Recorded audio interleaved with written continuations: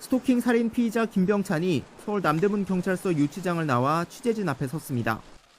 신상이 공개됐지만 마스크 벗기를 거부했고 살해 동기가 무엇인지 등 질문엔 죄송하다는 말만 되풀이했습니다. 혹시 피해자는 유족분께 하실 말씀 없으세요? 정말 죄송합니다. 장기간 피해자 스토킹한 이유가 뭔가요? 죄송합니다. 경찰은 김병찬에게 스토킹 처벌법 위반, 특수 협박 등 모두 8개 혐의를 적용해 검찰에 넘겼습니다.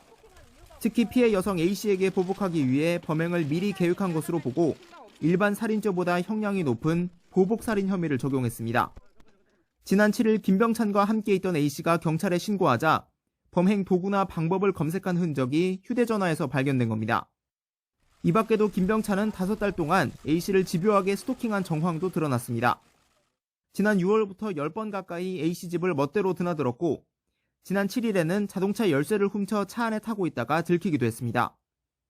흉기로 A씨를 위협해 집에 감금했을 뿐 아니라 통신 연락을 금지한 법원의 잠정 조치를 어기고 전화를 걸기도 했던 것으로 조사됐습니다.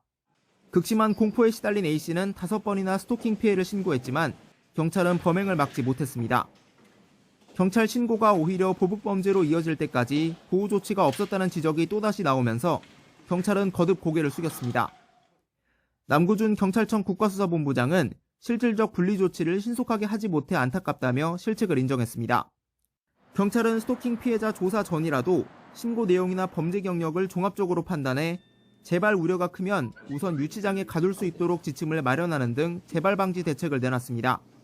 스마트워치의 기술적 한계로 엉뚱한 곳에 출동했던 실수도 되풀이하지 않기 위해 위치값 범위 안에 있는 신변 보호 대상자의 주거지와 직장 등에 동시에 출동하도록 지침을 바꿨습니다. YTN 홍익입니다.